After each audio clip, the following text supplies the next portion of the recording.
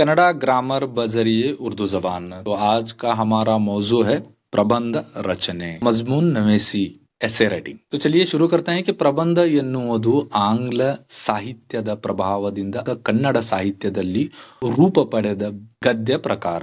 जैसे कि यहाँ पर बताया गया है कि हम इसको अंग्रेजी जुबान से लिया गया है. ಆಂಗ್ಲ ಭಾಷೆಯಲ್ಲಿ ಎಸ್ಸೆ ಎನ್ನುವುದನ್ನು ಸಂವಾದಿಯಾಗಿ ಕನ್ನಡದಲ್ಲಿ ಪ್ರಬಂಧ ಅಥವಾ ನಿಬಂಧ ಎಂದು ಕರೆಯಲಾಗುತ್ತದೆ. तो अंग्रेजी जुबान के एस्से के मुतारादिफ के तौर पर कन्नड़ा में प्रबंध या तो निबंध के तौर पर इसको मंसूब किया जा रहा है.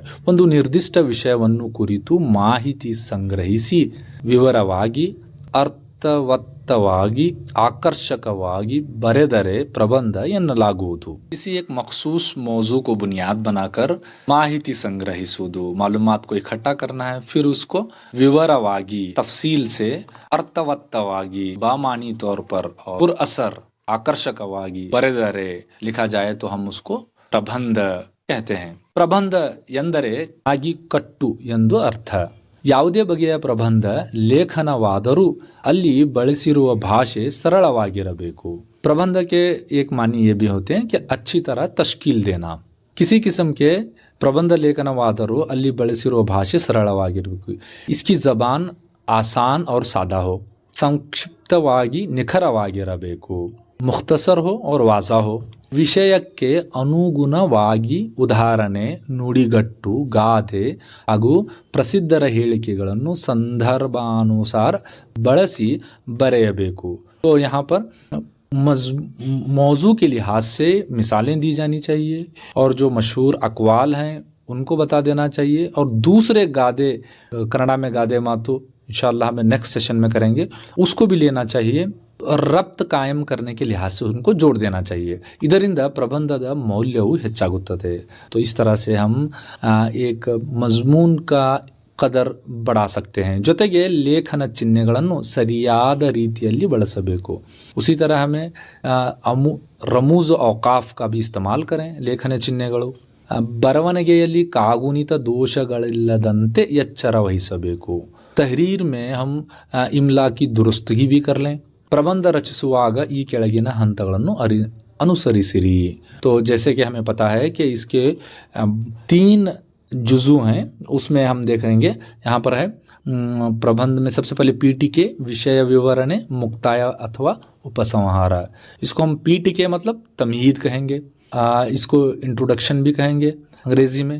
विषय विवरण नफ्स मजमून या अंग्रेजी में इसको बॉडी कहेंगे. और मुक्ताया अथवा उपसंहार इसको कंक्लूजन भी कहेंगे, खात्मा. तो पहले देखते हैं तमहीद, पीटिके. ಪ್ರಬಂಧದ ಆರಂಭದಲ್ಲಿ ವಿಷಯದ ಸಮಗ್ರತೆ ಹಾಗೂ ಮಹತ್ವವನ್ನು ತಿಳಿಸುವ ವಿಚಾರವನ್ನು ಚಿಕ್ಕದಾಗಿ ಚೊಕ್ಕದಾಗಿ ಪ್ರಸ್ತಾಪಿಸಬೇಕು.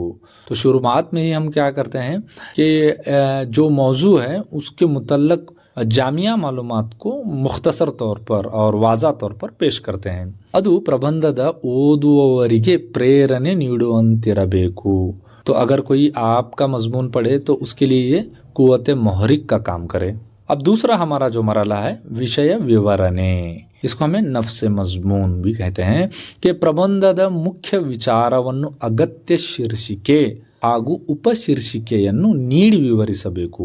मजमून के जो अहम हमारे नुकात हैं उनको उन्वान, ज़रूरी उन्वान और ज़ीली उन्वान देना चाहिए और मौजू को मुसलसल तसलसल के साथ में मरबूत करना चाहिए.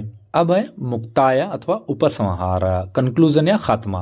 ಉಪಸಂಹಾರ ಅಂತ್ಯದಲ್ಲಿ ಪ್ರಬಂಧದ ಒಟ್ಟು ಸಾರವನ್ನು ಸಂಕ್ಷಿಪ್ತವಾಗಿ ಕಟ್ಟಿಕೊಡಬೇಕು. ಜೊತೆಗೆ ನಿಮ್ಮ ಅಭಿಪ್ರಾಯ ಹಾಗೂ ತೀರ್ಮಾನಗಳನ್ನು ಸ್ಪಷ್ಟಪಡಿಸಬೇಕು.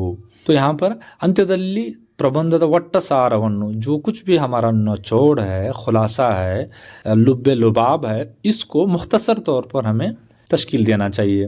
उसी तरह ಜೊತೆಗೆ ನಿಮ್ಮ ಅಭಿಪ್ರಾಯ, साथ साथ में अपना इजहार ख्याल और मौक़िफ़ को भी वाज़ा करना चाहिए. ಪೀಠಿಕೆ ಅಂತ್ಯ ಮುಕ್ತಾಯವು ಅರ್ಥಪೂರ್ಣವೂ ಆಕರ್ಷಕವೂ ಆಗಿರಬೇಕು. जिस तरह हमारी तमहीद थी पुरअसर दिलकश, उसी तरह हमारा खुलासा भी जो खात्मा है ये भी बामानी हो और पुरअसर हो. तो हमारे इम्तिहान में ನಿಮ್ಮ ಪರೀಕ್ಷೆಯಲ್ಲಿ 3 ವಿಷಯಗಳನ್ನು ಕೊಟ್ಟು ಯಾವುದಾದರೂ ಒಂದು ವಿಷಯದ ಮೇಲೆ ಪ್ರಬಂಧ ಬರೆಯುವಂತೆ सूचिಸಲಾಗುತ್ತದೆ। जैसा कि अब हमारे इम्तिहानात में से 3 दिए जाएंगे, तो आपसे या तो 2 दिए जाएंगे, कहा जाएगा कि आप 1 पर मजमून लिखिए। ಪ್ರಬಂಧದಲ್ಲಿ ನೀವು ವಿಷಯವನ್ನು ಯಾವ ರೀತಿ ಜೋಡಿಸಿದ್ದೀರಿ, कि हम मजमून में किस तरह से मौजू को मरतूब किया है, तसलसल जोड़ दिया है, निरूपणे वाजा किस तरह किए हैं, शैली, असलूब, ज़बान की असलूब, भाषा शुद्धते और ज़बान साफ हो, इमला दुरुस्त हो इत्यादिಗಳನ್ನು ಗಮನಿಸಲಾಗುತ್ತದೆ। तो इन्हीं पर हमारे ನಶಾನಾತ್ तकसीम किए जाते हैं। ಆದ್ದರಿಂದ ಪ್ರಬಂಧದ ರಚನೆಯು 3 ಹಂತಗಳನ್ನು ಗಮನದಲ್ಲಿಟ್ಟುಕೊಂಡು ಬರೆಯಬೇಕು। तो अब हम देखेंगे कि मजमून नवीस में मार्क्स किस तरह से तकसीम किए जाते हैं। तो हमारे इम्तिहान में 4 मार्क्स के लिए आता है लैंग्वेज के लिए। तो सबसे पहले हमें पीटिके या तो प्रस्तावने जो है हमारा तमीद है उसके लिए 1 मार्क्स है। फिर विषय निरूपणे, तो हमें नफ्स मजमून को और जब हमारा मजमून वाजा करते हुए हम तफसीलात बयान करते हैं इसके लिए 2 मार्क्स हैं। तो और भाषा शैली के मुक्ताय अथवा उपसंहार खात्मे के लिए 1 मार्क्स होगा। तो कुल 4 मार्क्स। तो मिसाल के तौर पर हम एक यहाँ पर आपके लिए दिया है, इन मरहलों को हम इन मजामीन के जरिए और भी वाज़ा तौर पर समझ सकते हैं। तो यहाँ पर शीर्षिके आप हेडिंग ಕಂಪ್ಯೂಟರ್ ಪೀಠಿಕೆ ತಮ್ಹೀದ್। ಕಂಪ್ಯೂಟರ್ ಈ ಪದದ ಅರ್ಥವು ಕನ್ನಡದಲ್ಲಿ ಗಣಕಯಂತ್ರ ಎಂದಾಗುತ್ತದೆ। ತಮ್ಹೀದ್ में सब इस कंप्यूटर के मानी है कि ಗಣಕಯಂತ್ರ ताब लगाने वाला मशीन। आधुनिकತೆಯಲ್ಲಿ ಇದರ ಪ್ರಾಮುಖ್ಯತೆ ಬಹಳಷ್ಟಿದೆ। ಜದೀದ್ ದೌರ್ में अभी हम इसकी अहमियत और ज्यादा हो गई। ಇಂದು ಪ್ರತಿಯೊಂದು ಶಾಲಾ ಕಾಲೇಜು ವಿವಿಧ ಕಚೇರಿಗಳಲ್ಲಿಯೂ ಕಂಪ್ಯೂಟರಿನ ಬಳಕೆ ಇದೆ। आपको पता है कि हर मैदान में खुसूसन स्कूल, कॉलेजेस और सरकारी और गैर सरकारी ऑफिसेस में भी इसका इस्तेमाल हो रहा है। ವಿಜ್ಞಾನ ಮುಂದುವರೆದಂತೆ ಇದರಲ್ಲಿ ಅನೇಕ ವಿಧಗಳನ್ನು ನೋಡುತ್ತಿದ್ದೇವೆ। जैसे ही साइंस तरक्की करते हुए चला जा रहा है उसी तरह हम इसमें नए नए ऐजादात में से जनरेशन हम देख सकते हैं। अब हम दूसरा जो मरहला है हमारा विवರಣೆ नफ्स मजमून का मरहला। ಕಂಪ್ಯೂಟರ್ ಎಂಬ ಈ ಮಾಯಾ ಪೆಟ್ಟಿಗೆಯ ಬಳಕೆಯಿಂದ ಮಾನವನು ಕೈಯಾರೆ ಮಾಡುವ 3-4 ದಿನದ ಕೆಲಸವನ್ನು ಈ ಕಂಪ್ಯೂಟರ್ ಸಹಾಯದಿಂದ ಕೆಲವೇ ಗಂಟೆಗಳಲ್ಲಿ ಮಾಡಬಹುದಾಗಿದೆ। अब यहाँ पर कंप्यूटर ई माया पेट्टिगे, ये जादुई संदूक जो है, इसके इस्तेमाल से जो इंसान अपने हाथों से 3-4 ದಿನಗಳಾಗೆ 3-4 रोज का जो काम है वो सिर्फ क्या है चंद घंटों में किया जा सकता है। गणित, ವಿಜ್ಞಾನ, ಸಾಮಾನ್ಯ ಜ್ಞಾನ, ಸಾಹಿತ್ಯ, ಸಾಂಸ್ಕೃತಿಕ ಜಗತ್ತಿನ ಅನುಭವದ ಪರಿವಿಧಿಯು ನಮಗೆ ಅಂಗೈಯಲ್ಲಿನ ನೆಲ್ಲೆಕಾಯಿಯಂತಾಗಿದೆ। इल्म रियाजी, साइंस और आम मालूमात, इसके अलावा अदब और सखाफत की दुनिया के बहुत सारे तजुर्बे और अहम मालूमात अभी हमारे हाथ में आसानी से दस्तियाब हैं। ಮಾನವನು ತನಗೆ ಅವಶ್ಯವಿರುವ ದಾಖಲೆಗಳನ್ನು ಇದರಲ್ಲಿ ಸಂಗ್ರಹಿಸಿ ಬೇಕೆಂದಾಗ ತಕ್ಷಣದಲ್ಲಿ ಪಡೆಯಬಹುದಾಗಿದೆ। पता है कि जो कुछ भी हिंद से मालूमात इन सब को हम कंप्यूटर में इकट्ठा कर सकते हैं और जब जरूरत पड़ने पर इनका इस्तेमाल भी कर सकते हैं। अब उपसंहार यानी आखिरी मरहला है ಕನ್ಕ್ಲೂಷನ್। यहाँ पर देखिए ಒಟ್ಟಾರೆಯಾಗಿ ಕಂಪ್ಯೂಟರ್ನ ಬಳಕೆ ಆಧುನಿಕ ಯುಗದಲ್ಲಿ ಬಹಳ ಮಹತ್ವ ಪಡೆದುಕೊಂಡಿದೆ। अब हम कुल तौर पर कहा जाए तो कंप्यूटर का इस्तेमाल जदीद दौर में बहुत ही अहमियत का हामिल है। वैज्ञानिक ಜಗತ್ತಿನ ವಿಶಿಷ್ಟ ಕೊಡುಗೆಯಿಂದ कंप्यूटर विशिष्ट संपत्ताಗಿದೆ। साइंसी दुनिया के मखसूस देन में से कंप्यूटर भी एक और ये बहुत ही मखसूस दौलत है। अब हम देखेंगे दूसरी मिसाल, सावयव कृषि, नामियाती काश्तकारी, ये हेडिंग होगा हमारा। फिर अब पीटी के तमहीद में देखिए इंट्रोडक्शन में, ಆಧುನಿಕ ಕೃಷಿ ಪದ್ಧತಿಯಲ್ಲಿ ವಿವೇಚನೆ ಇಲ್ಲದೆ ರಾಸಾಯನಿಕ ಗೊಬ್ಬರ ಮತ್ತು ಔಷಧಿಗಳನ್ನು ಬಳಸುತ್ತಿರುವುದರಿಂದ ಮಣ್ಣಿನ ಫಲವತ್ತತೆ ಹಾಳಾಗಿದೆ, ಜನರ ಆರೋಗ್ಯದ ಸ್ಥಿತಿಯು ಹದಗೆಡುತ್ತಿದೆ। ಇದರ ದುಷ್ಪರಿಣಾಮವನ್ನು ಅರಿತು ಸಾವಯವ ಗಮನ ಹರಿಸುವುದು ಅವಶ್ಯಕವಾಗಿದೆ। तो तमहीद में हम सबसे पहले ಸಾವಯವ ಕೃಷಿ के मुतल्लक बता रहे हैं कि आधुनिक कृषि पद्धतिಯಲ್ಲಿ विवेचने इಲ್ಲದೆ जदीद काश्तकारी के तरीके में हम बगैर सोचे समझे कीमियाई खाद कीड़मार अद्वियात का इस्तेमाल कर रहे हैं, जिसकी वजह से मिट्टी की जरखेजी कम होते जा रही है और उसी तरह अवाम के सेहत पर भी बुरे असरात हो रहे हैं. इधर ದುಷ್ಪರಿಣಾಮವನ್ನು ಅರಿತು तो इसके बुरे असरात सेहत पर हो रहे हैं. इसको जानकर ಸಾವಯವ ಕೃಷಿಯತ್ತ ಗಮನ ಹರಿಸುವುದು ಅವಶ್ಯಕವಾಗಿದೆ. तो इसीलिए हमें इनसे बचने के लिए नामियाती ज़रात की तरफ हमारी तवज्जो मरकूज करना चाहिए. अब हम ವಿವರಣೆ या ನಫ್ಸ್ ಮಜ್ಮೂನ್ के ताल्लुक से देखेंगे.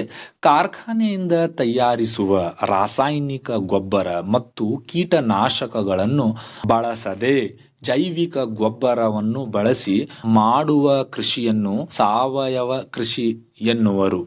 सनतों के जरिए तैयार कीमियाई खाद और अद्वियात का इस्तेमाल किए बगैर नामियाती तौर पर बनाए गए खाद और अद्वियात का इस्तेमाल करके जानवरों के फुजले से बने खाद का इस्तेमाल करते हुए ಇವುಗಳನ್ನು ಬಳಸುವುದರಿಂದ ಭೂಮಿಯ ಫಲವತ್ತತೆ ಹೆಚ್ಚುತ್ತದೆ. तो इसी को हम नामियाती ज़रात कहते हैं और इनका इस्तेमाल से ही हमारी मिट्टी की जरखेजी को हम ज़्यादा कर सकते हैं. ಪರಿಸರವನ್ನು ಕಲುಷಿತ ಮುಕ್ತವಾಗುತ್ತದೆ. तो हमारी माहौल की कसाफत आलूदगी को हम कम कर सकते हैं. ಸಾವಯವ ಕೃಷಿಯ ಒಂದು ತಂತ್ರವಾಗಿದೆ. तो नामियाती काश्तकारी को इस्तेमाल करते हुए हम ज्यादा फायदा भी ले सकते हैं, अधिक ಲಾಭ ಗಳಿಸಬಹುದು. ಸಾವಯವ ಕೃಷಿಯನ್ನು ಅಳವಡಿಸಿಕೊಂಡು ಕೃಷಿ ಮಾಡುವ ರೈತರಿಗೆ ಸರ್ಕಾರ ಪ್ರೋತ್ಸಾಹ ನೀಡುವುದು आवश्यकवाಗಿದೆ. तो जो किसान ये नामियाती काश्तकारी को अपनाए हुए हैं, ऐसे किसानों को हुकूमत के तरफ से इनकी हिम्मत अफजाई माल और दीगर अशिया से होना जरूरी है. अब हम इसका आखिरी मरहला देखेंगे, उपसंहाರ या खात्मा. ಮುಂದಿನ ಪೀಳಿಗೆಗೆ ಶುದ್ಧ ನೀರು, ಮಣ್ಣು, ಅರಣ್ಯ ಸಂಪತ್ತು, ಉತ್ತಮ ಪರಿಸರವನ್ನು ನೀಡಬೇಕಾದರೆ ವ್ಯವಸಾಯದಲ್ಲಿ ಸಾವಯವ ಕೃಷಿಯನ್ನು ಅಳವಡಿಸಿಕೊಳ್ಳುವುದು ಅಗತ್ಯವಾಗಿದೆ. तो हम खात्मे में देख रहे हैं कि आने वाली नस्लों के लिए साफ पानी, जरखेज मिट्टी और घने जंगलात और पाक साफ माहौल की तश्कील के लिए हमें काश्तकारी में नामियाती काश्त खाद और कीड़मार अद्वियात का इस्तेमाल बहुत ज़रूरी है.